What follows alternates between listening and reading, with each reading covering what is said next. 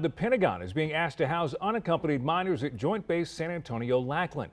That request coming from the Department of Health and Human Services. Leaders requested the same for Fort Bliss. It comes as the nation is on pace to see its largest wave of migrants in 2 decades. The Department of Defense is now considering the request.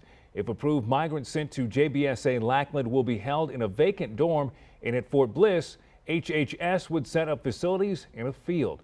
No word on whether the Pentagon plans to accept that request. We've reached out to Joint Base San Antonio and are waiting to hear back.